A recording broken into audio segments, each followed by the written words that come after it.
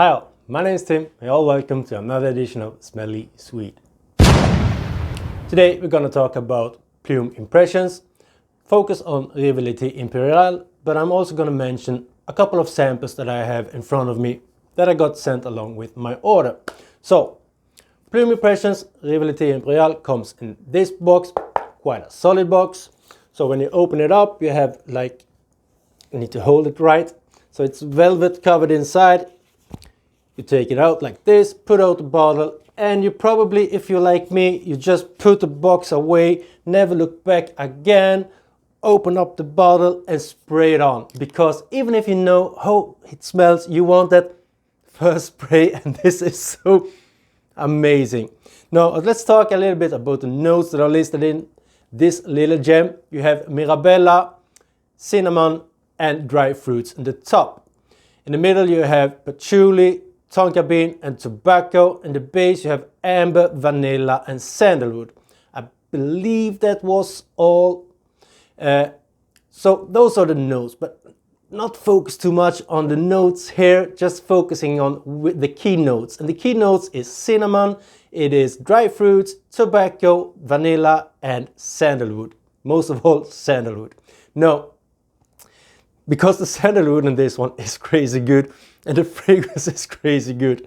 So that was going to come back to that because I want to show you the presentation a little bit more, because when you have sniffed it, you probably never look back at the box again. At least usually I don't do. I save many of my boxes for my niche fragrances, because if I later on want to sell them, then I have the box add some value for some people. But I save this box, put it on the side, because I wanted to film a kind of a reel of an unboxing, and when I was moving it around I felt a little bit of a hole here in the back, and I thought, look, just take a closer look, and I thought, if I can pull this out like this, I have a nice photo frame to place on my shelf. But can you change the picture as well? Well, I had to take a look, and yes, there is something you can pull on, you just need to grab it.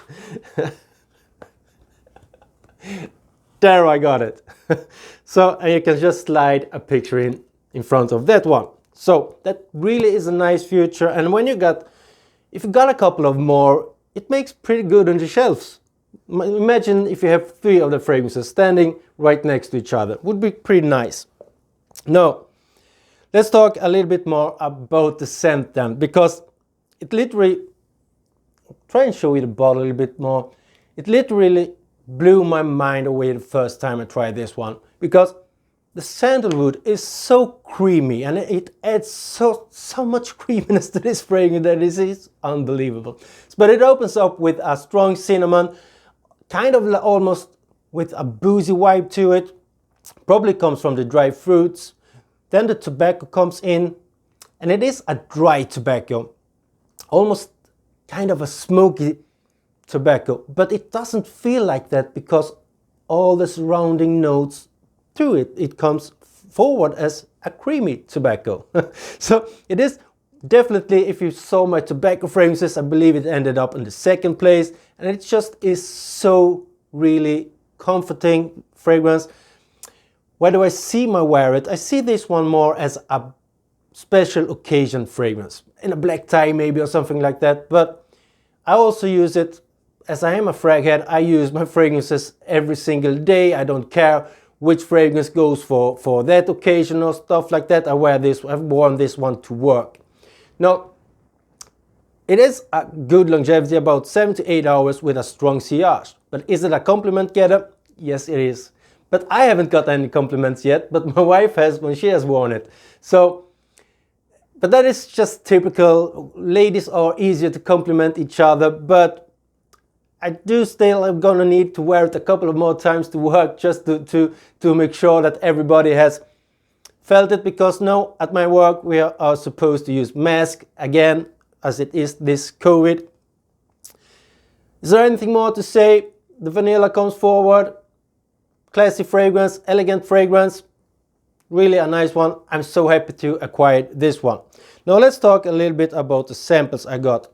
I bought I got 2 samples here that I want to talk a little bit more about, but the text on them are quite small, and my old eyes doesn't make fit to read it. So I'm just gonna need to spray it on, and from there guess which one is which. Now this is Elegance Curie. I was quite surprised first time when I sprayed this on, because the top notes are bergamot and juniper berries. For me, that tells about it being a kind of a sharp opening. Not harsh, but sharp. But it is not. It is so smooth, well blended, well balanced. It's amazing. And I was trying to find the words to describe this fragrance. You mean smooth, classy, blah, blah. And then it hit me. It says right on the sample, Elegance Curie, because it is elegant. It is elegant as... Now, we move on to this one then. That must be the one of the newer releases, called Ketal, I believe.